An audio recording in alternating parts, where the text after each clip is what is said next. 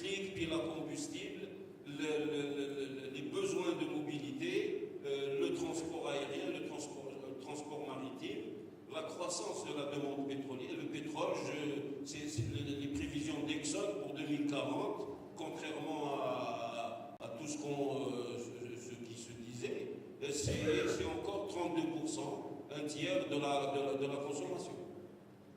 Et le gaz, le pétrole et le gaz, c'est 60%. Pour ce qui est du peak oil, je considère, je suis convaincu qu'il y a un peak oil, que ce peak oil prend la forme d'un plateau ondulé où chaque fois le progrès technique repousse, arrive à satisfaire la demande, mais qu'aujourd'hui, le taux de déclin des gisements dans la planète, il est entre 5 et 7%. On découvre un baril lorsqu'on en consomme 6. Et le prix est orienté à long terme à la hausse parce qu'il prend en compte une anticipation d'épuisement des réserves. Merci, M. Preux. Il y a eu aussi, je pense que l'essaimage et puis l'essaimage et l'engineering. Il me semble que c'est ça qui a surtout. Oui.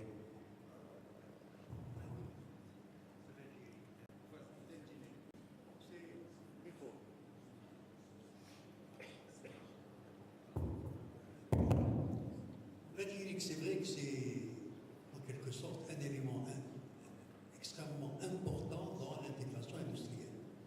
J'avais évoqué un peu les raisons, quelques raisons, qui expliquent la faiblesse, voire pratiquement la disparition de l'activité en Algérie, et en particulier dans le domaine pétrolier. Les NEP n'y est plus. SIDEM est une filiale de GGC qui pivote avec des contrats publics dans le GGC. BRC a disparu, BRC a été liquidé, donc les contrats EPC, je suis vraiment étonné. Je prends un exemple très simple. Les années 70, on faisait l'ingénierie des stations, des centres de production, pas énormes. Aïtri, Guelala, et ses satellites, Damasak, tous ces centres ont été faits en ingénierie et en réalisation par les sociétés algériennes. El-Borma, le terminal d'El-Borma, départ et l'arrivée Mesdar, la ligne d'oléoduc Mesdar a été faite par des compagnies algériennes, des GCP, DTC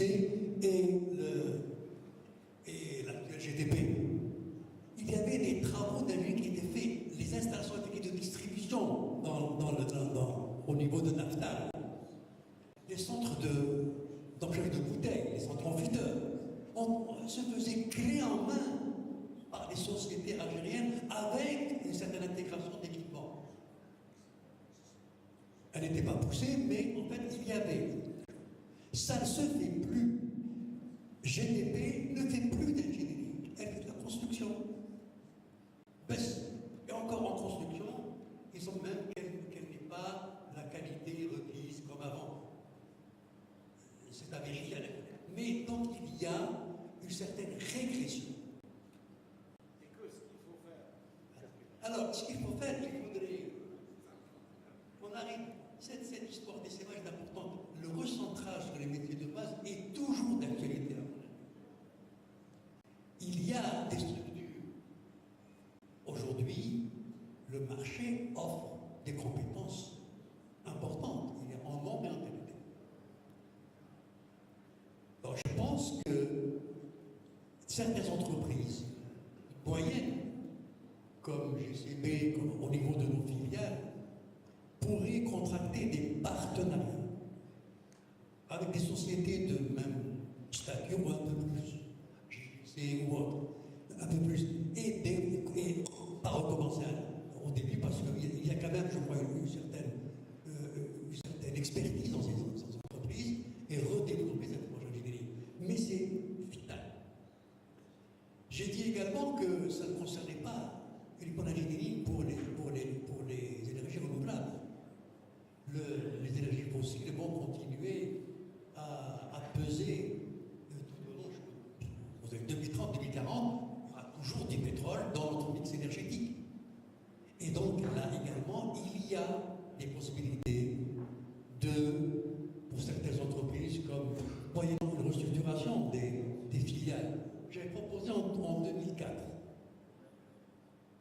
Nous avons affaire à Halliburton, Schlumberger, Becker. Ce sont de gros groupes. Et les filiales Sonatrach constituent des entités l'une à côté de l'autre.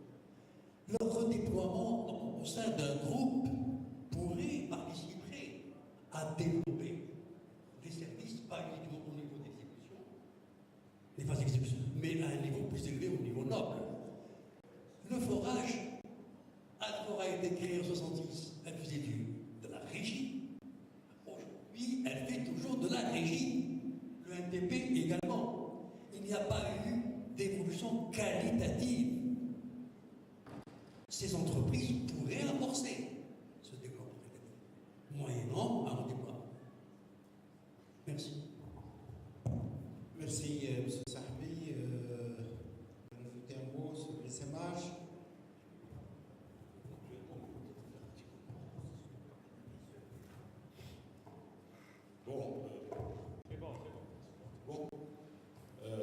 Tofé, pour les sémages, je ne sais pas si tu m'as compris, mais ce que j'ai dit que les sémages n'avaient pas très bien réussi parce que le salarié qui est dans les entreprises préfère conserver son salaire que de se lancer pour lui dans l'aventure de l'essaimage.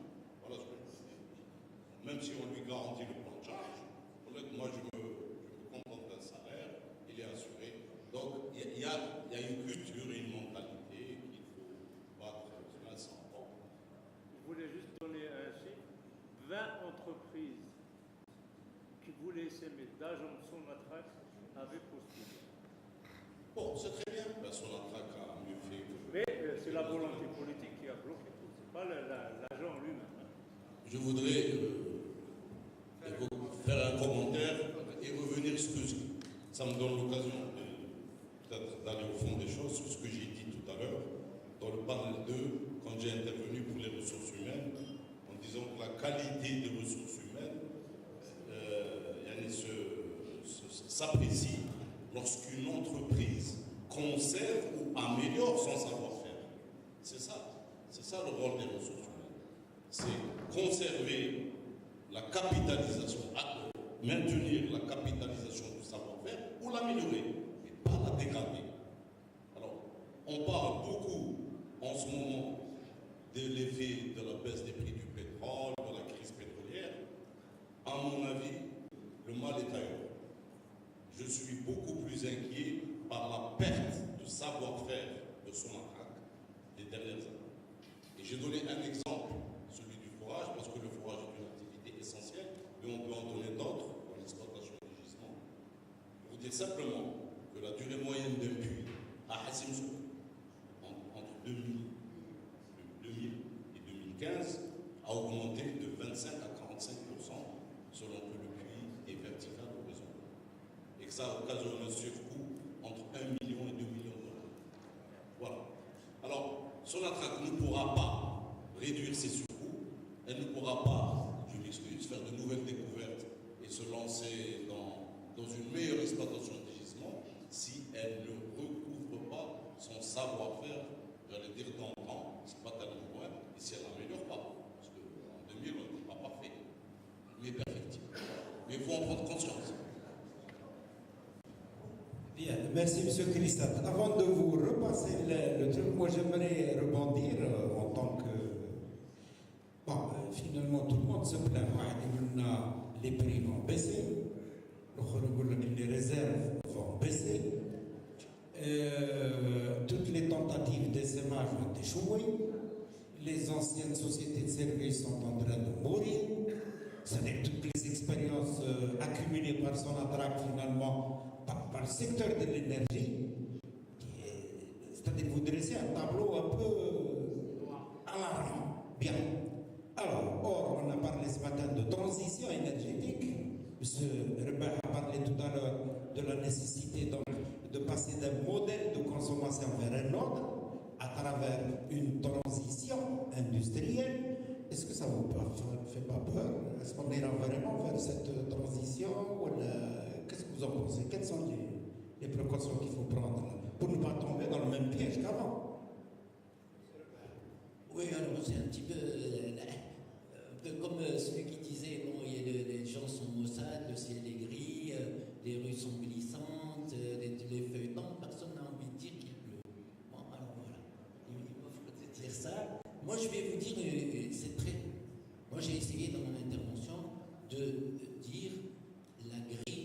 architecture qui est applicable à la problématique de l'intégration industrielle dans le modèle, j'allais dire, de développement industriel qu'on a connu, basé sur les énergies fossiles, très honorable, elle n'est pas applicable à la problématique de la transition énergétique. Je ne sais pas si j'ai réussi à le montrer, mais la première s'est opérée ex nihilo, souvenez-vous. C'était dans une logique extensive, il fallait faire vite.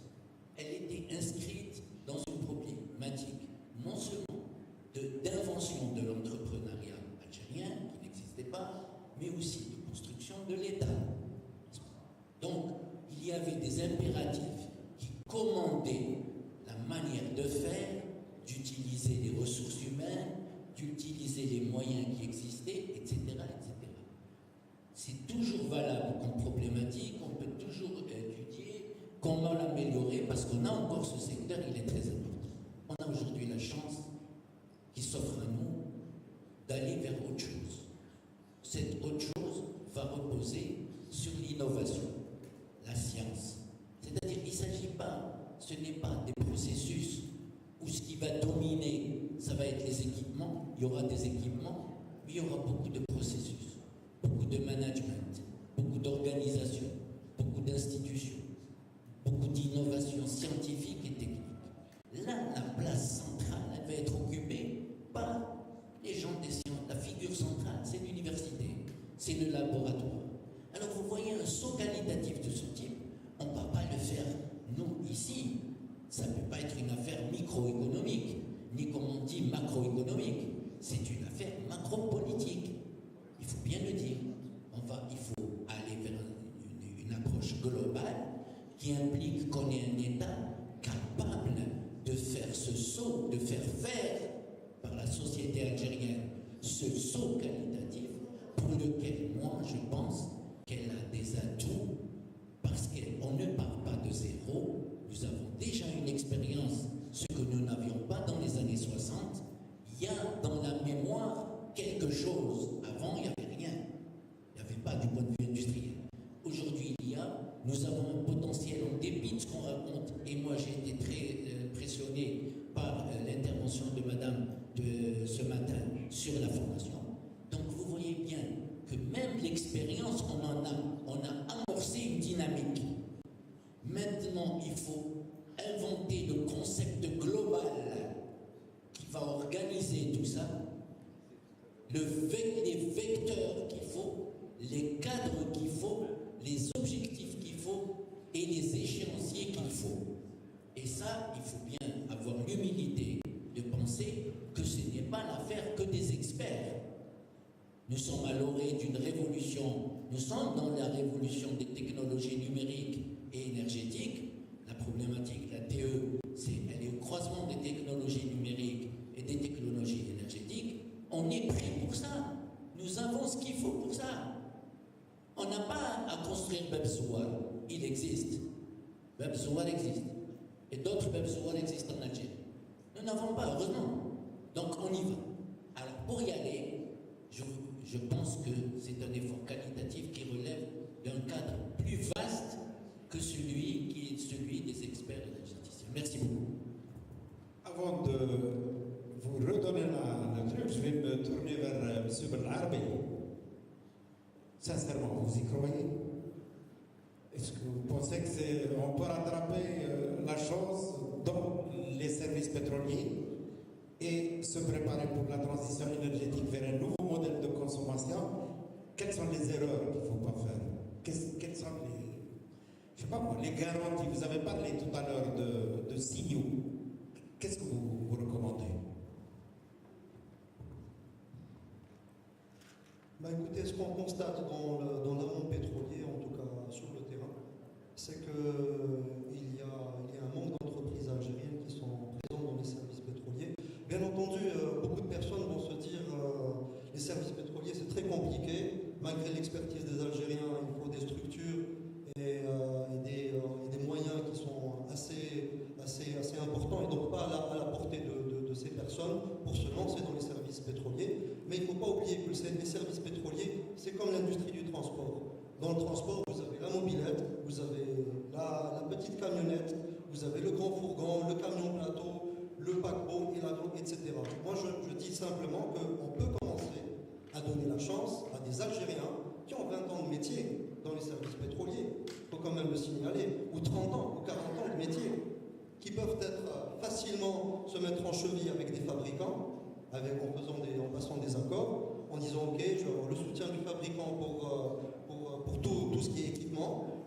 L'expertise, elle est disponible à Hassim Saoud, ils sont partout. On peut les ramener du Khalid au lieu de les laisser partir et leur donner des prestations de services au puits qui sont l'équivalent de la mobilette dans le transport. On peut leur dire ok, vous allez exercer autour de Hassim Saoud où la logistique est plus facile qu'ailleurs. On va les faire coacher par la Sonatrach et par un organisme qui sera là pour vérifier que tout est bien fait. Et bien, au bout de 5 ans, on va se retrouver avec un tissu industriel, comme on a vu dans le secteur du médicament. Il n'y a pas eu d'intervention de l'État dans le secteur du médicament. S'il n'y avait pas eu l'intervention de l'État, on aurait vu une floraison d'entreprises privées qui ont fait baisser les coûts du médicament. Ben, c'est exactement la même chose que je crois. Voilà. Merci à vous. Merci, M. Belarbi. Donc, on revient sur des problèmes de gouvernance, problèmes politiques aussi. Alors, est-ce qu'il y a d'autres interventions? Est-ce qu'il y a d'autres questions? Là, vous êtes refroidi. S'il y a quelqu'un d'autre, c'est préférable, puisque tu as déjà pris la parole. Voilà. Donc, il y a M. Zerkin. Ah, c'est bien de faire intervenir les anciens dirigeants. Il y a M. Aïk Shrif. Il y a quelqu'un derrière, je ne connais pas son nom. Et après, M. Hasni, ça ne dérange pas. Le dernier. Tu es toujours le premier, de toute façon. Juste un petit commentaire et question. Le débat, c'est que nous devons avoir une économie compétitive, donc avec une forte productivité. Je crois que ça peut nous assurer à la fois un avenir radieux, et puis ça nous encourage à réussir une transition énergétique comme on le souhaite. J'adhère aux interventions de M. Haj, mais certains pays n'ont pas attendu qu'il y ait autant de quantité sur le marché pour trouver une compétitivité. Je prends l'exemple de l'Allemagne. Lorsqu'ils ont vu que le charbon était très compétitif dans leur mix énergétique, malgré toutes les recommandations de protection de l'environnement, ils se sont orientés vers leurs propres intérêts. Ils ont acheté du charbon des États-Unis, ils ont produit de l'électricité pour leur économie. Israël, malgré la découverte du Léviathan, produit aujourd'hui son électricité à 60% à base de charbon. Donc la question qui reste posée, nous devrions, à mon avis, travailler pour avoir à la fois une économie très compétitive avec une forte productivité. L'exemple ravageur aujourd'hui dans nos sociétés de services était déjà annoncé dans une conférence de l'IHS en 2014, où ils ont démontré, bon, ils n'ont pas cité de façon spécifique l'Algérie, mais ils nous ont montré que les services en Afrique étaient entre 40 et 60% plus chers qu'en Asie et qu'en Amérique latine. Et ils se posaient des questions. Et si on fait l'inventaire, on trouve que c'est l'Algérie qui est en train d'investir le plus gros montant. Donc il faut tirer des conclusions pourquoi nous sommes arrivés. Ça, c'est lié à notre histoire économique. Mais aussi, si on ne l'analyse pas correctement, il y va de notre avenir. Donc ça, ce sont des éléments, à mon avis, très importants et dont il faut tenir compte. L'autre élément, la question que je voulais vous poser, vous n'avez pas abordé le démantèlement des contrats à long terme. Nous avons eu des contrats à long terme où nos intérêts étaient équilibrés. Au nom de la globalisation et son corollaire, la dérégulation des marchés, petit à petit, c'est un peu, on nous a dépouillés un peu comme un acteur. Et aujourd'hui, les risques qui étaient bien équilibrés, les risques prix et les risques volume entre le partenaire et le producteur, aujourd'hui, pratiquement, tous les risques sont pris en charge par le producteur. Vous prenez la clause de destination, elle a disparu. Le take-or-pay, il est devenu formal. Il ne vient pas vous donner du gaz, vous ne lui donnez pas du gaz cette année, donc il paye, mais il viendra le prendre l'année prochaine. Donc vous voyez que cet impact des choses n'a pas été, à mon avis, nous n'avons pas pris à temps les mesures idoines pour essayer de faire une parade assez élaborée pour sauver nos intérêts, tout ça. Merci. Dans mon intervention, j'ai proposé, j'ai dit qu'il faut accorder la priorité à la maîtrise de la consommation nationale d'énergie, mais non à la croissance de la production d'énergie. Mes deux questions vont s'articuler